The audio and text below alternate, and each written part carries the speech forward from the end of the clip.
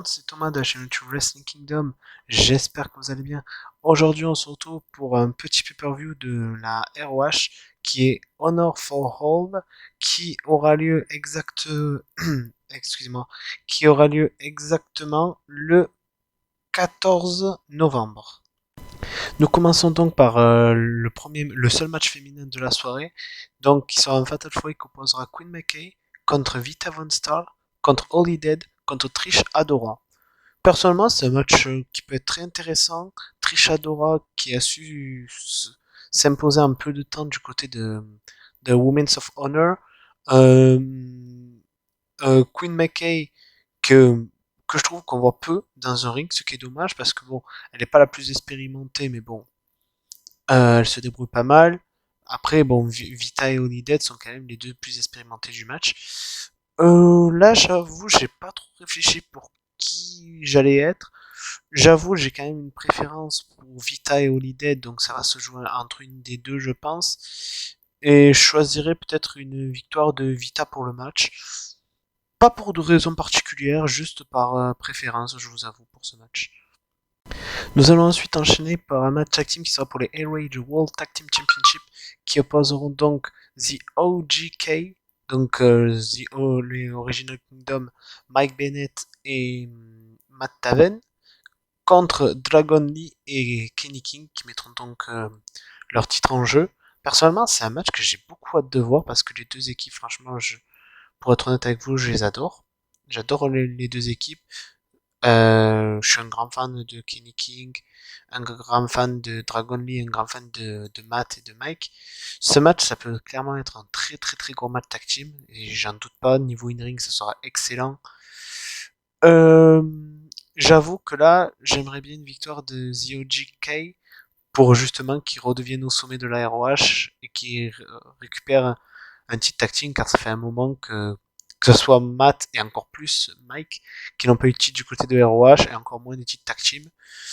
Je trouve que Los Ingobernables ont quand même beaucoup brillé en tag team, donc il serait peut-être temps de passer le titre à quelqu'un d'autre, donc pour moi, ce serait le moment parfait pour donner le titre à OGK.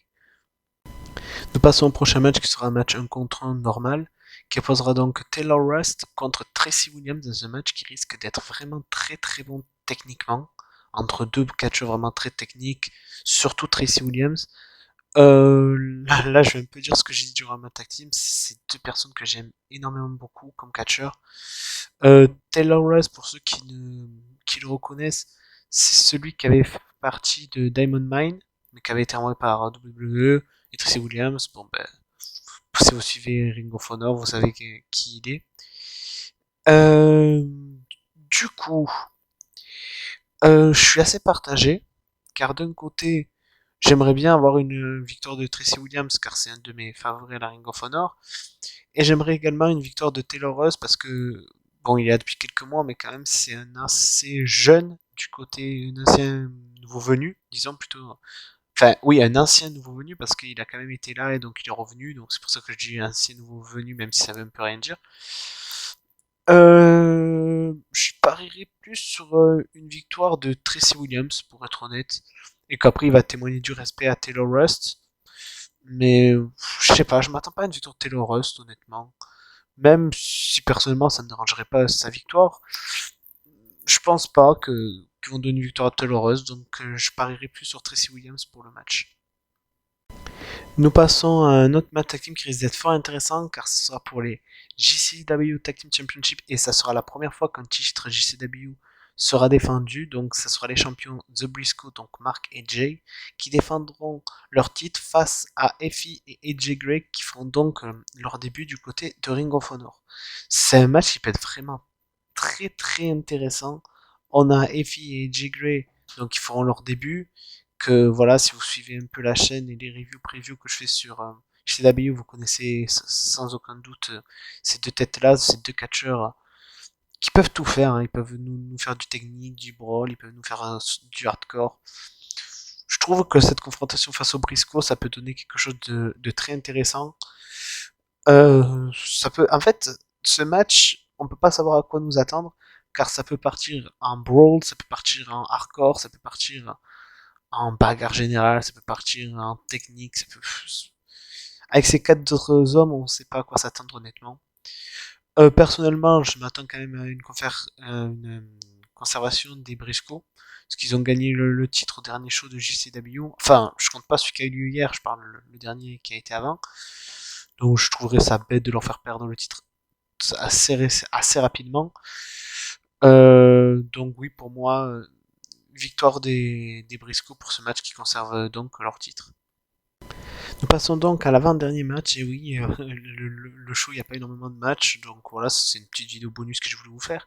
Bref, c'est un match qu'opposera Brody King face à Jonathan Gresham, et là, je suis hypé de ouf, car comme vous le savez, je suis un grand fan de Brody King, et Jonathan Gresham, comme je le dis chaque fois, pour moi, c'est un des meilleurs catcheurs techniques au monde. Là, c'est un choc vraiment de taille, de physique, de in-ring, de carrière, c'est vraiment le choc des générations pour ce match. Mais voilà, c'est deux catcheurs qui excellent vraiment bien dans leurs deux styles différents. Brody dans le brawl, un peu poids lourd, bon, vous connaissez un peu le personnage. Jonathan Gresham qui est très bon technique. J'ai hâte de voir comment le match va se dérouler, même si je pense que connaissant Jonathan face à un grand, il attaque souvent le niveau des genoux, des jambes, enfin la partie basse du corps. Donc je pense que ça va se jouer sur vraiment l'attaque aux jambes de Jonathan Gresham et la résistance de Brody King. Je vous avoue que là, de cœur, j'aimerais beaucoup une victoire de Brody King. Voilà. Mais du côté logique, je parierais quand même sur une victoire de Jonathan Gresham. Pourquoi? Parce que je trouve que même si Brody perd, il n'y aura aucune décrédibilisation. De toute façon, bon, vous allez me dire, Jonathan Gresham, c'est pareil, vous aurez raison, mais je sais pas, moi, dans ma logique, je vois plus Jonathan Gresham battre Brody King. Pas peut-être par soumission, mais enfin, je pense qu'il va tenter des soumissions, mais que Brody va résister, qu'au final, il va l'avoir, je sais pas, je sais pas, soit par arrêt de l'arbitre, soit par décompte extérieur. Enfin, je sais pas comment ça va se passer. Et justement, c'est ça que j'aime bien. J'ai vraiment hâte de voir le match personnellement. Donc pour moi, victoire de Jonathan Gresham. Nous passons d'ores et déjà au main event qui sera un no DQ match qui opposera donc le champion Bandido qui normalement ne mettra pas son titre en jeu contre son ancien partenaire Démonique Flamita. J'adore cette rivalité, tout simplement. C'est une rivalité de longue date. Deux anciens partenaires, un turn sur l'autre. En plus, ce que j'aime bien dans cette rivalité, c'est que ça ne s'arrête pas du côté de ROH. Cette rivalité continue dans les autres compagnies comme à la Pro Wrestling Guerrilla ou autre. Ça, j'aime beaucoup. Match qui risque d'être fort intéressant car ces deux catcheurs qu'on a l'habitude de voir faire de la lucha libre, c'est normal, c'est de luchador. Les voir dans un DQ match, voir leur côté plus violent, surtout du côté de Bandito, ça va changer parce que Demonic Flamita, depuis qu'il est justement devenu démonique, on a pu découvrir un côté plus sadique, plus barbare, plus violent de son côté que Bandito. Lui, c'est tout le temps un style assez flamboyant, si on peut dire. Donc, ce match risque d'être fort intéressant. J'avoue, je m'attends à une victoire de Bandito parce que, tout simplement parce qu'il est champion et il a un gros match, je crois, Final Battle, si je ne me trompe pas.